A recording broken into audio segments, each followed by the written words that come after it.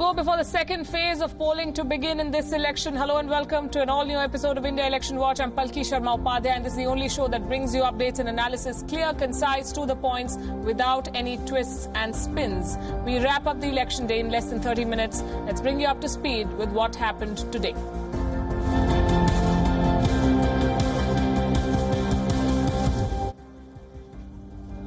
The world's biggest election is happening in India, but the political discourse has been reduced to the lowest possible level. The intense battle to win votes has provoked ridiculous and unsavory statements. Politicians of all hues are guilty. Today it was Ashok Gehlot's turn. The Rajasthan Chief Minister said that Ramnath Kovind was made President of India because of his caste. लोग तो यहाँ तक कहते हैं कि रामनाथ कोविंद राष्ट्रपति जो रामनाथ जी कोविंद जो है, राष्ट्रपति कोविंद जी का जो चुनाव, कल ही मैं एक आर्टिकल पढ़ रहा था कि क्योंकि चुनाव गुजरात के आ रहे थे, वो पहले घबरा चुके थे कि हमारी सरकार गुजरात में नहीं बनना जा रही है। तो एक के बाद एक अमित शाह जी के हथकंडे सामने आए। उन्होंने सलाह दी होगी, मेरा ऐसा मानना, कि रामनाथ कोविंद जी को बनाया जाति संविधान बैठाने के लिए, और अडवाणी साहब छूट गए। The BJP is angry. They want an apology. They want strong action against Ashok Gehlot, but they've said nothing about reining in their own leaders. Their record is hardly inspiring. Take Uma Bharati, for instance. Today she called Priyanka Gandhi Vadra the wife of a thief. क्यों डालेंगी? जिसका पति चोरी के आरोप में हो, वो उसको तो लोग किस नजर से, चोर की पत्नी को किस नजर से देखा जाता है? हिंदुस्तान उसी नजर से देखेगा उनको। Can it get any worse? It can. Here is how a former BJP MLA in Karnataka spoke of H.D. Kumaraswamy. He was hitting back at Kumaraswamy for taking a dig at the Prime Minister. Raju Kage called Kumaraswamy a buffalo. And this is what he said.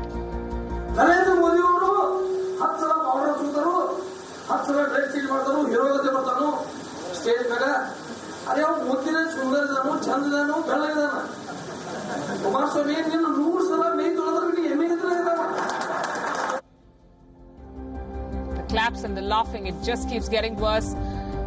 It is going from bad to worse, but all's not lost. Amid this bickering and mudslinging, a welcome gesture from Defence Minister Nirmala Sitharaman. Sample these pictures. Sitharaman paid a visit to Shashi Tharoor in hospital. The Congress leader was injured a few days ago during a temple ritual. A weighing scale broke and fell on his head. Later, he tweeted the photograph saying that he was touched by the gesture. As it turns out, in fact, the Defence Minister did not inform anyone about her visit to Shashi Tharoor. This was a respite from the acrimony we see. And we applaud both these leaders for setting the right example in the midst of a dirty election. Meanwhile, Rahul Gandhi's temple run continues. He was in Kerala today, where he paid a visit to the Tirunelli temple. It is also known as the Kashi of the South. Since the assembly election last year, the Congress president has been temple hopping. He's been at pains to showcase his religious affiliation. His father did this many years back, remember. When Rajiv Gandhi opened the gates of the Babri Mosque, he was practicing soft Hindutva. Now Rahul Gandhi is trying to appropriate Hindutva. Today's visit is of particular significance. At the Tirunelli temple, Rahul Gandhi performed rituals at the Papanasini river. This is where his late father Rajiv Gandhi's ashes were immersed. Rahul Gandhi himself was wearing a munda. It's a traditional Malayali attire. Later, the Congress party told the press that Rahul Gandhi performed rituals for, and listen to this, he performed rituals for his father, his grandmother, his forefathers, and the victims of the Pulwama attack. Why not? This visit was rich with symbolism. It was designed to consolidate votes in favor of the Congress. Rahul Gandhi was sending a message to voters on both sides. The Congress believes it has a strong chance of sweeping Kerala this time. Rahul Gandhi's decision to contest from Kerala has energized the voters. Expect more subtle messaging like this in the days ahead. Up north, the BJP is also trying to consolidate its Hindu vote in Bhopal. They have roped in Sadhvi Pragya. She joined the party today. The same Sadhvi Pragya who was an accused in the Malegaon blast case. She's a controversial figure. She was perhaps the first political leader to face the charges of Hindu terror. Sadhvi Pragya was booked under the stringent MACOCA, that is the Maharashtra Control of Organised Crime Act. Those charges have been dropped. so the path is clear for her to contest the election. The BJP is fielding Sadhvi Pragya against the Congress's Digvijay Singh in Bhopal. सब मिलकर के राष्ट्र के विरुद्ध जो षड्यंत्र कर रहे हैं, उनके विरुद्ध राष्ट्र धर्म के लिए हम लोग एक साथ मिलकर के कार्य करेंगे और ये धर्म युद्ध हम जीतेंगे, ये सुनिश्चित है. She calls it a dharma yuddha. The opposition had a sharp response, but the most scathing attack came from Mehbooba Mufti. In a tweet, she slammed the central government and she called Sadhvi Pragya a terror accused. Her tweet also took a dig at the media. Strong words there. I don't want to repeat them. Time to bring you up to speed with today's election campaigns as well. Here's our rally roster. Prime Minister Narendra Modi had a busy schedule. 4 rallies in Maharashtra and Gujarat. These are high-value states. They send 74 MPs in all.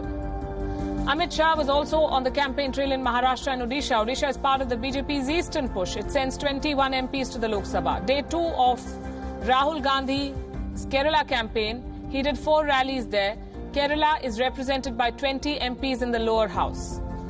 Let's start with the Prime Minister's campaign. It's an aggressive one, especially in his home state of Gujarat. At a rally in Himmatnagar, he unleashed a flurry of criticism against the Congress party. Gandhi ji की कांग्रेस उस जमाने में अंग्रेज गोली का सहारा लेते थे. आजादी के बाद कांग्रेस खुद गालीबाज बन गई है, गाली का सहारा दे रही है. મોંઘવારી ને કંટ્રોલમાં કરીને મધ્યમ વર્ગને મદદ કરવાનું કામ આ મોદી સરકારે કર્યું છે. ભાઈઓ બહેનો, આ કોંગ્રેસના જૂઠા વચનો એમના ઢકોસા પટલથી એ નિયત એમની સાફ થઈ ગઈ છે. Gujarat is a battle of prestige for the BJP. Prime Minister Narendra Modi has been a 3-time Chief Minister of the state. After moving to Delhi, he hasn't lost grip on the pulse of Gujarat. The BJP managed to retain its majority in the State Assembly in 2017. A thin majority, but a majority nonetheless. 2019 should not throw up any surprises for them, if at all. If all of it, in fact, goes as per plan. Gujarat is a BJP bastion state. The Congress doesn't have a home state like that. They're looking for opportunities to make gains, and one state stands out. That is Kerala. At the moment, the Congress is a strong number 2 in Kerala after the left. They want to be number 1, and Rahul Gandhi has spent 2 days in the state. He has done a total of 8 rallies. The pitch remains the same. Paint the BJP as a non-secular party.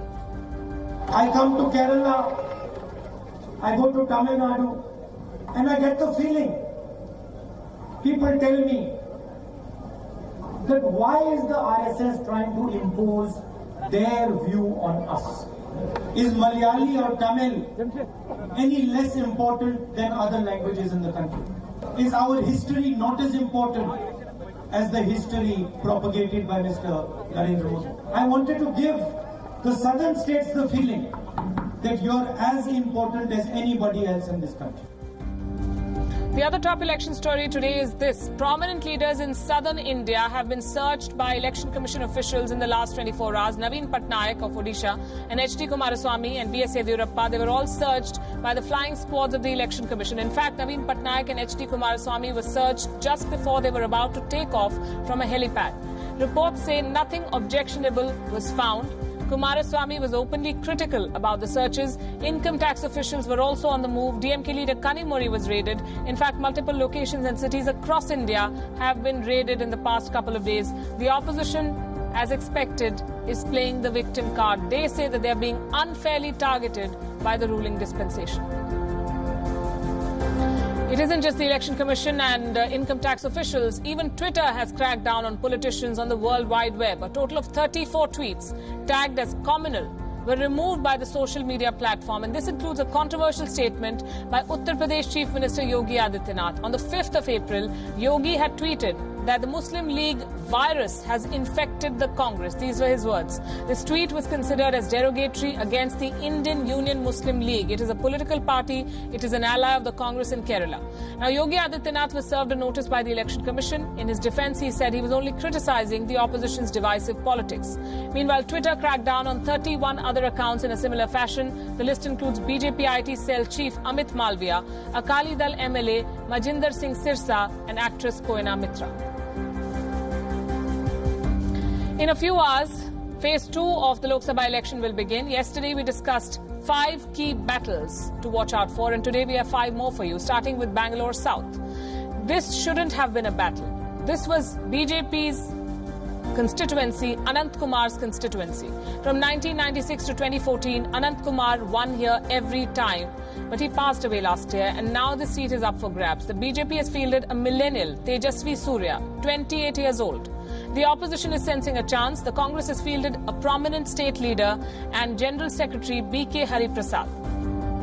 The constituency has nearly 20 lakh voters. Now, why is this a battle? Because there have been twists.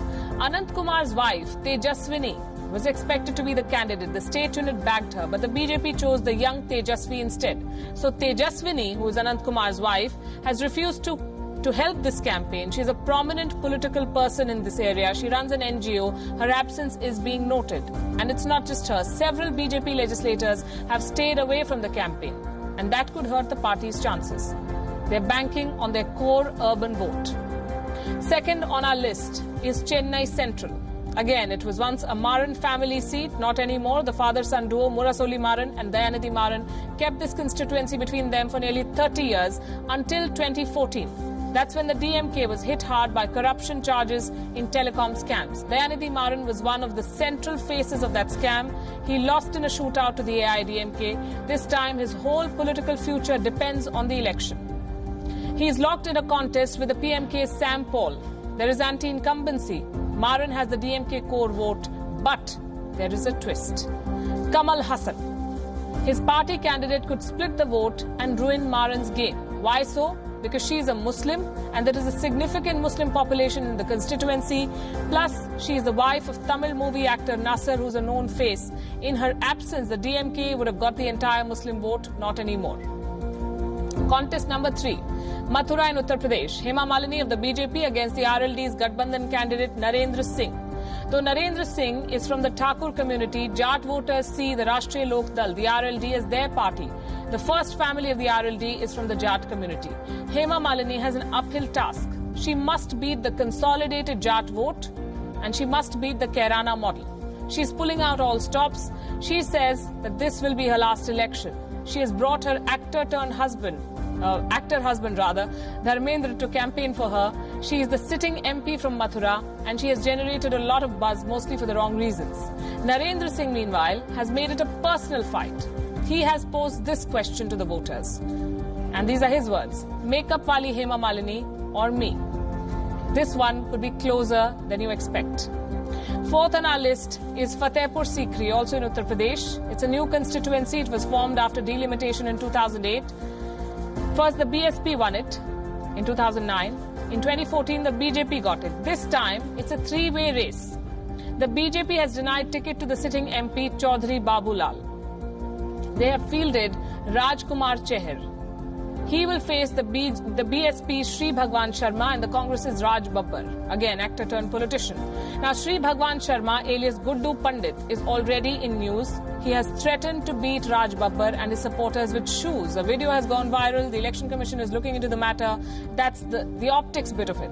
This constituency, Fatehpur Sikri, has many problems. It symbolizes the trouble of potato and sugarcane farmers. Farm distress and debt-ridden farmers are common themes in Fatehpur Sikri. The BJP faces massive anti-incumbency, but on the upside, the vote against them will be split between the Congress and the BSP, and this could be a cliffhanger. Last on our list is the battle for Thoothukudi or Tuticorin. Again new, formed after delimitation in 2009. First the DMK won it, then the AIDMK. Now this constituency is seeing a different kind of a showdown. Kanimori from the first family of the DMK taking on the BJP state leader Tamil Sai Sundararajan. Kanimori is the hot favourite, but her campaign was not smooth. The IT department conducted searches at her residence. So far, they found nothing. Kanimori is not one to be rattled by raids. She has seen bigger cases, bigger controversies. The 2G case, for instance, she was acquitted. This region made headlines for a protest, the Sterlite protest. Now it's a major electoral issue. Agricultural distress, lack of usable water, lack of employment, all these issues plague Tuticorin. Kanimori's challenger, Tamil Sai, is a feisty politician herself.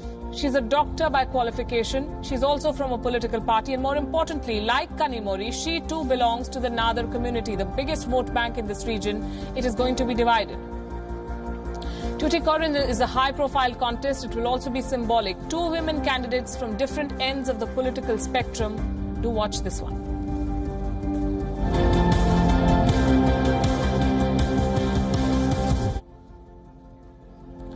Tonight on KYC or Know Your Candidate, we focus on Jitendra Singh, sitting MP and Union Minister contesting from Udhampur in Jammu and Kashmir. Jitendra Singh is the Minister of State in the Prime Minister's office, the PMO. He was a first-time contender in the last election. He led a high-voltage campaign in 2014, and that led to a shock defeat of Congress stalwart Ghulam Nabi Azad. Jitendra Singh beat Ghulam Nabi Azad by 60,000 votes in 2014. So how was his first stint in Parliament?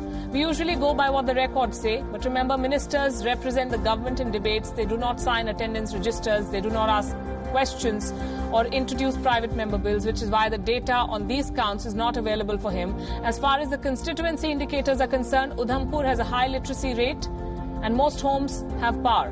But a very small number of homes have toilets, just 35%.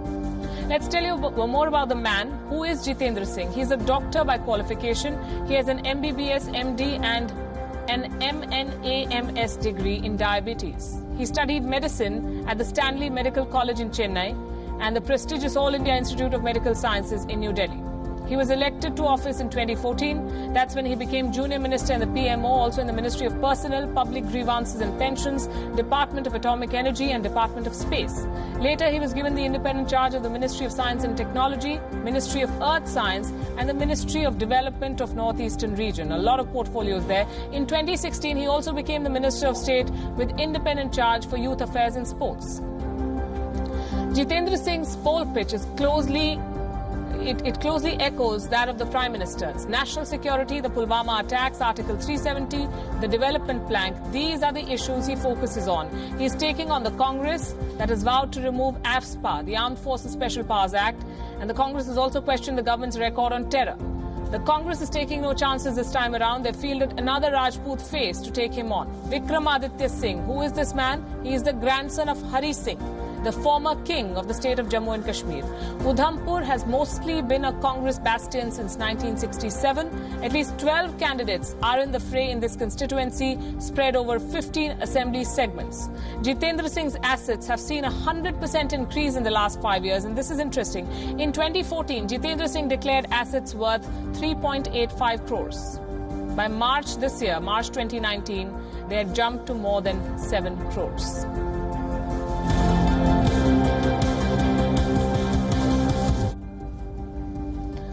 Frequently asked questions, FAQs. Is Karnataka still the BJP's best bet in South India? Most likely it is. They've forged a strong alliance in Tamil Nadu. The Sabrimala temple protest gave them some traction in Kerala, and yet Karnataka seems to be the one state in which the BJP feels confident of its chances.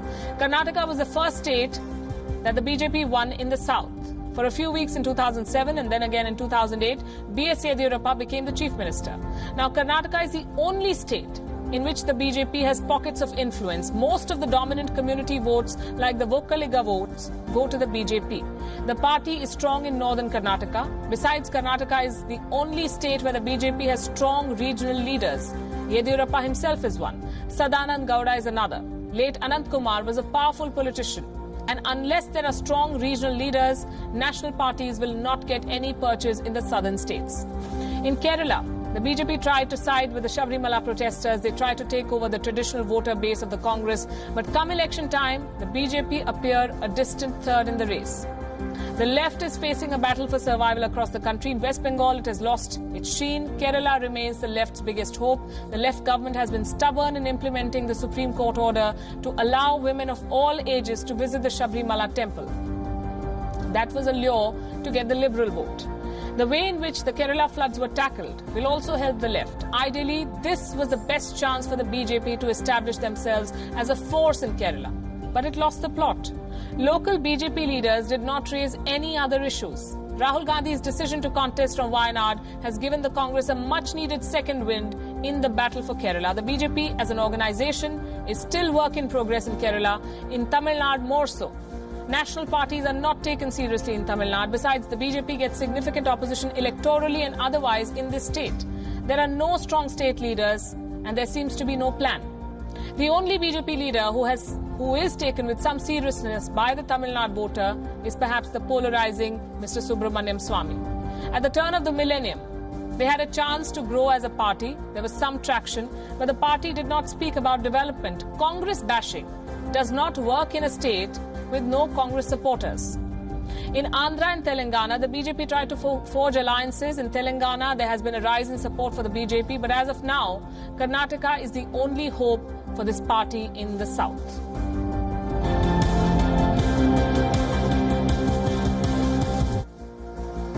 And now, the most interesting segment in today's show. Did you know who is the biggest loser in Indian election history? By biggest, we mean the person who lost the maximum number of elections. Before we tell you his name, here's a short story, has a slight edge. That same seat. For Padma Rajan, the previous 199 attempts at winning elections have yielded nothing except for perhaps getting him a nickname, and the nickname is the Election King. Now, Padma Rajan was a tyre seller in Salem in Tamil Nadu. He is a homeopathic doctor turned businessman. His tryst with elections started 31 years ago. Padma Rajan contested the Mettur Assembly seat as an independent. His motivation then, 31 years ago, was to prove that a common man can fight elections. But soon, contesting elections became his obsession. He now says that he will continue to do so all his life. 15 years ago, Padma Rajan was cited in the Limca Book of World Records as the most successful candidate. Now he wants a citation in the Guinness Book of World Records. He is a master at fighting losing battles. He has contested in presidential elections since 1997. He filed a nomination to contest against Narendra Modi in Vadodara in 2014. He was kidnapped for filing a nomination to contest against P.V. Narasimha Rao in 1991. Now listen to this, and listen to this list carefully. Atal Bihari Vajpayee, Manmohan Singh, K.R. Narayanan, APJ Abdul Kalam, Pratibha Patil, Pranab Mukherjee, Jayalalitha, Karunanidhi, A.K. Antony, S.M. Krishna and Jagdish Shettar. What do all these people have in common? All of these people have defeated Padma Rajan in an election. His story is decorated with big defeats. He has faced some really big names across generations. And while the results have not changed for him, Padma Rajan has seen a change in election costs. Sample this. He had to pay just 500 rupees to fight his first Lok Sabha election. Today, he has to pay 25,000 rupees. In fact, Padma Rajan says that he has spent 30 lakh rupees on elections, or rather his obsession with elections so far. So what will happen if he wins the Dharmapuri seat? I mean, just imagine if he wins this seat. Would he celebrate that he was 200th time lucky? Or would he lament that his attempt to enter the Guinness Book has failed once and for all? Being the biggest loser in Indian elections is the dream that drives Padma Rajan, and we wish him luck. With that, it's a wrap.